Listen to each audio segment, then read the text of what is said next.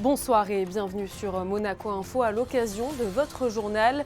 Un journal dans lequel j'ai le regret de vous annoncer qu'Albert Croesi, figure incontournable à Monaco, nous a quittés hier.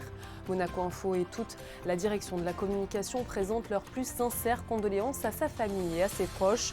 Nous lui rendrons hommage dans cette édition et nous reviendrons sur son incroyable implication dans la vie de la principauté. Concernant le sommaire de ce journal, nous vous emmènerons au cœur de l'agenda du prince Albert II avec notamment l'inauguration de l'œuvre Les Trois Éléments qui s'est tenue ce matin au Larvoto, mais aussi le déplacement princier à Polignac avec notre envoyée spéciale Christine Datomel. La Roca Team s'est qualifiée pour la finale du championnat de France, résumé de cette nouvelle victoire face à Bourg-en-Bresse dans quelques instants. Notre invité du soir sera David Lefebvre. Il est en effet le premier violon de l'Orchestre Philharmonique de Monte-Carlo et il nous parlera de Carmina Burana, le concert événement qui aura lieu demain à la Salle des Princes. Et pour finir, focus sur la nouvelle performance incroyable des U15 de l'AS Monaco Waterpolo. Ils viennent encore une fois de marquer l'histoire de la principauté en s'imposant hier soir face à Nice. C'est avec une grande émotion que nous avons appris ce samedi la disparition d'Albert Croesi à l'âge de 62 ans. Le souverain, à travers un communiqué, exprime son immense tristesse à l'annonce de la disparition brutale d'Albert Croesi. Il salue, je cite, l'engagement, l'énergie, le sens du devoir et le dévouement indéfectible dont il a fait preuve envers la principauté. Le ministre d'État a tenu également à saluer son immense générosité et sa bienveillance. Bonsoir Sandrine, il était, c'est vrai, une personnalité connue en principauté et pour cause, il s'impliquait pour elle à travers de nombreux domaines. Bonsoir Julia, bonsoir à tous. Une bien triste nouvelle qui vient assombrir une semaine marquée par tant de joie autour des commémorations du centenaire du prince Régnier III. Albert Croesi était d'ailleurs le secrétaire du comité d'organisation.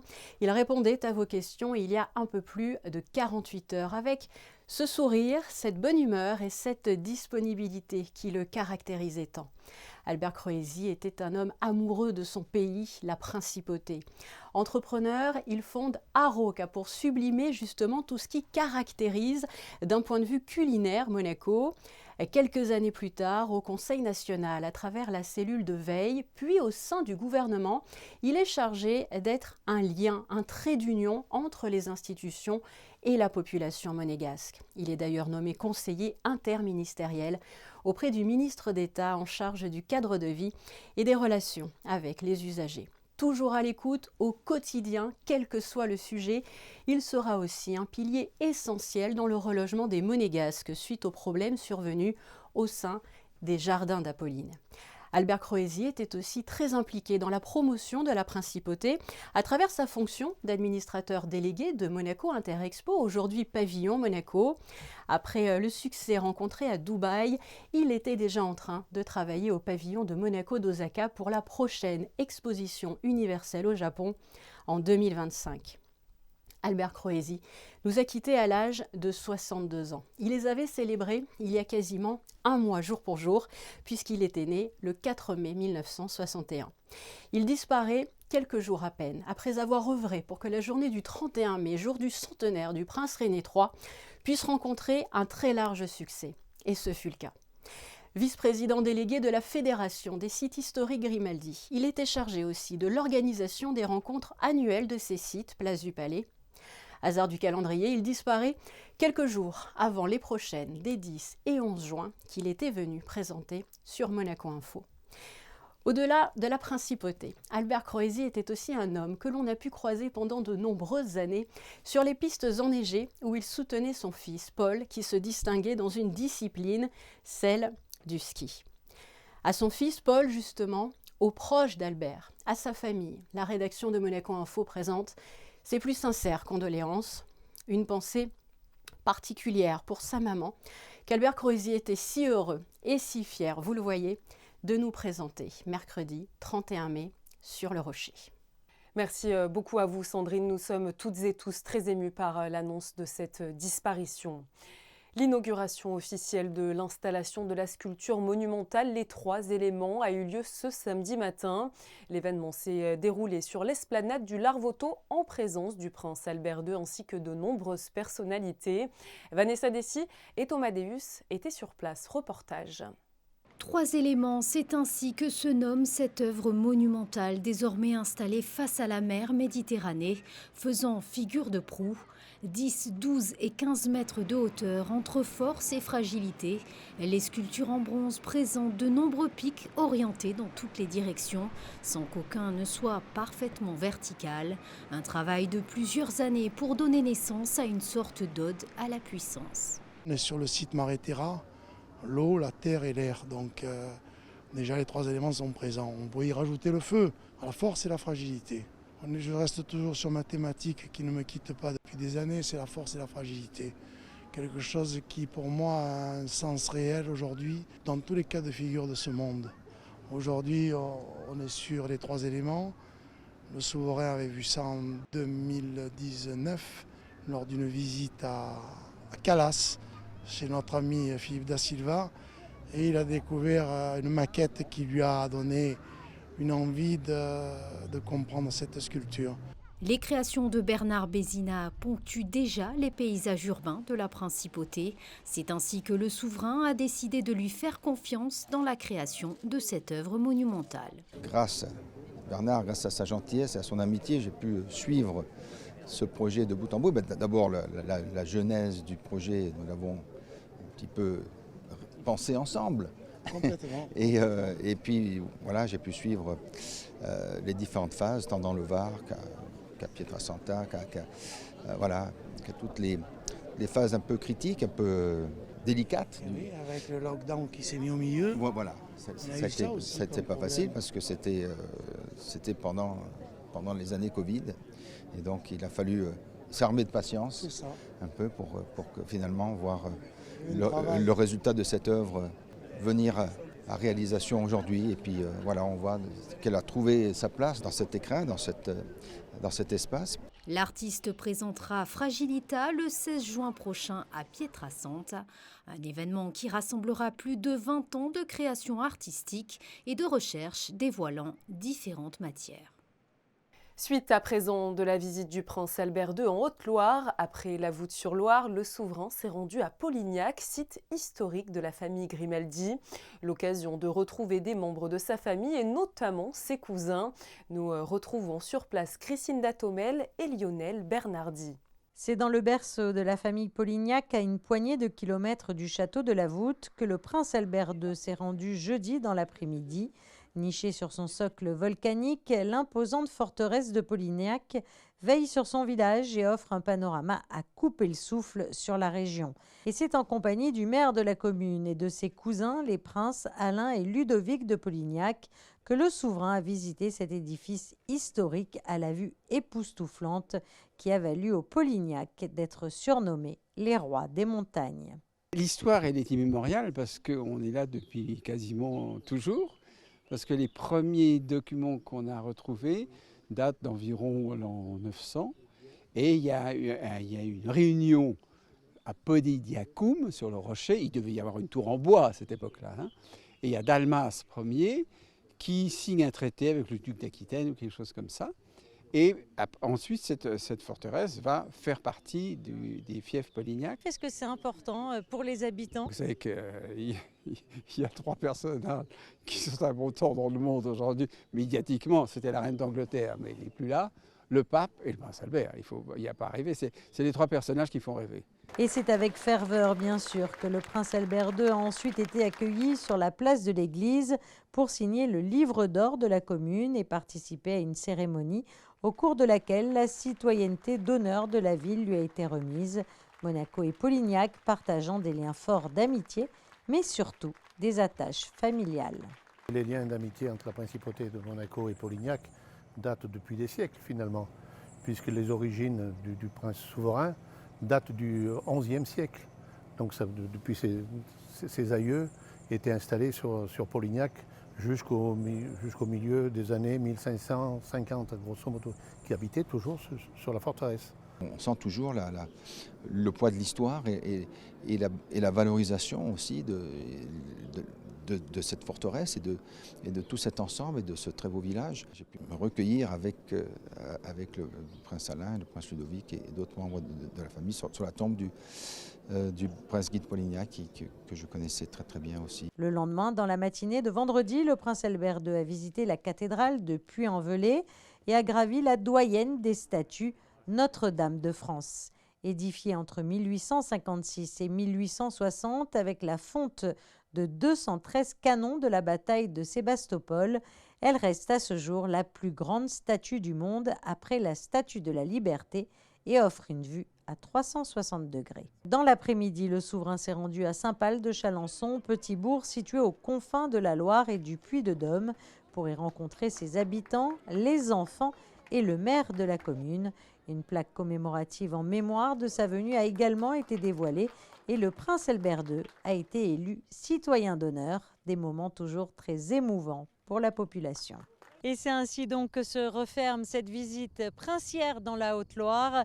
Des instants importants pour le prince souverain, 2 jours intenses durant lesquels il a pu rencontrer des membres de sa famille comme le duc ou les princes Alain et Ludovic de Polignac et surtout marcher sur les pas de ses ancêtres dans des territoires liés historiquement à sa famille.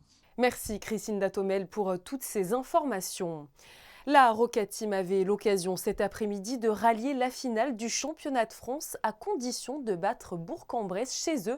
Et c'est chose faite. Yannick Debever, bonsoir. Vous avez commenté le match avec Ali Traoré aujourd'hui. Alors racontez-nous comment s'en sont sortis nos monégasques. Bonsoir Julia, bonsoir à tous.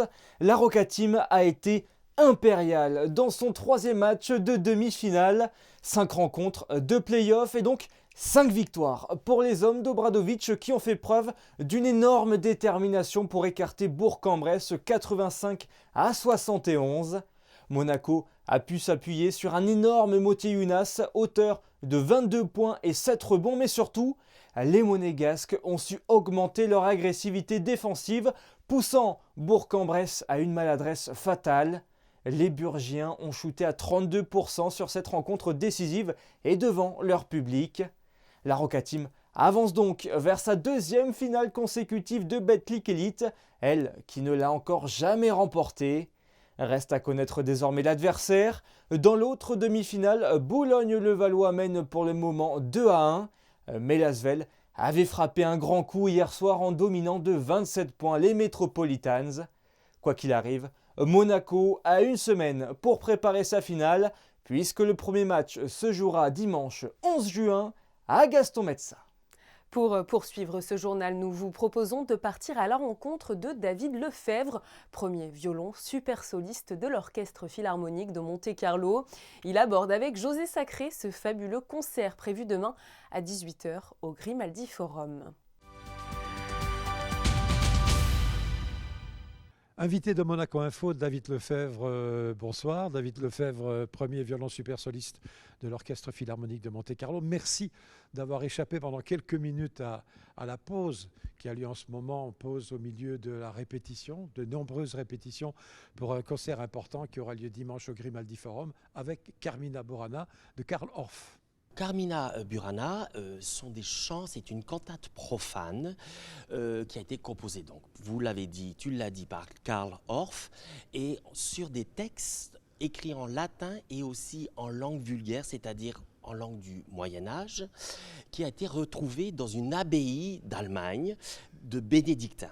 Voilà, alors c'est une succession de 24, on va dire, chansons, 24 numéros, dont la plus fameuse est le fameux O Fortuna, que qui démarre et qui finit. Voilà, qui commence et qui finit, que tout le monde connaît et qui fait tellement plaisir à écouter, tout simplement parce que c'est une musique qui exalte. Et il y a quelques musiques comme ça dans le répertoire, mais celle-là est définitivement peut-être dans les top 5 des plus grands succès de musique classique. Et en effet, c'est très impressionnant pour le public, parce que d'abord l'orchestre est conséquent, centaine de musiciens, puis il y a le 90, enfin pas chipoter si vous me permettez, et on a le chœur de Birmingham, un chœur d'enfants de l'académie, et donc ça fait sur scène un énorme effectif qui est pas impressionnant pour le côté spectacle, mais parce que ça développe aussi une énergie, un son, une puissance. Et je pense que c'est un concert immanquable. Ça, je pense, comme beaucoup d'autres d'ailleurs. Je pense que ceux et celles qui nous regardent feraient bien de réserver tout de suite parce que c'est presque complet, même si c'est au Grimaldi Forum. Oui, parce que le Grimaldi est grand, mais ça, c'est fort possible. Après, voilà. Mais c'est beaucoup d'émotions et surtout, je pense qu'il est bon pour un public.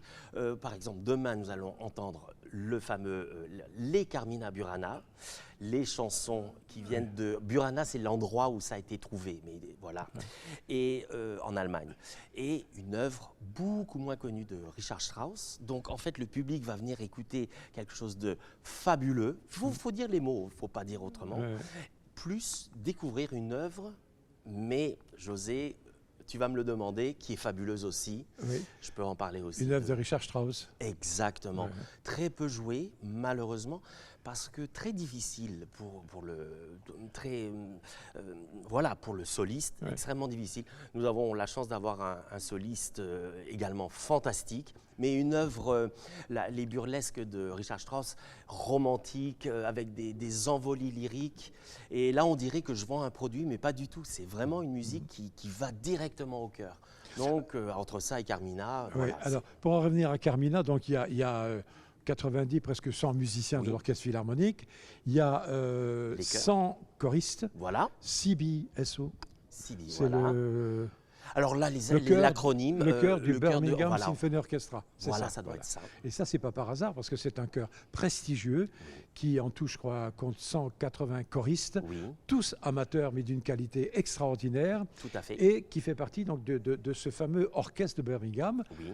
Qui est aussi un chef que vous connaissez bien. Oui, voilà, Kazuki Yamada est un chef là-bas depuis récemment. Et donc, je trouve ça fantastique également qu'il y ait cette alliance entre ces deux orchestres. Enfin, c'est pas l'orchestre de Birmingham, mais c'est le chœur, l'orchestre.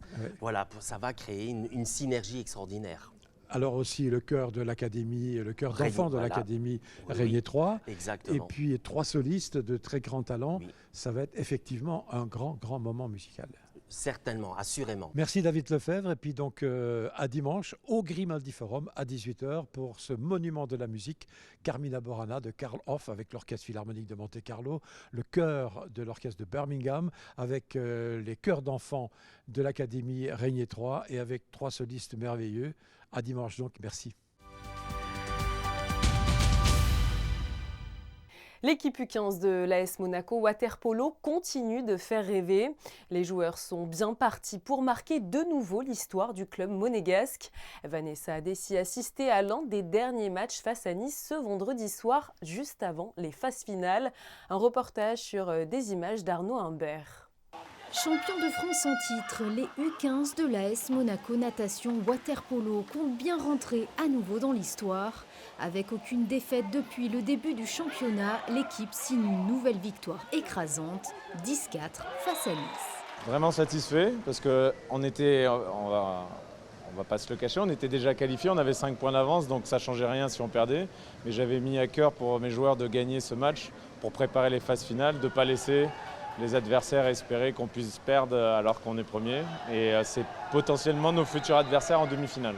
On ne va pas en parler trop tôt, mais on a des chances de remporter en tout cas une médaille puisqu'on n'est plus que 4 équipes. Donc ça serait une belle histoire encore à écrire pour le club avec le titre de l'année dernière.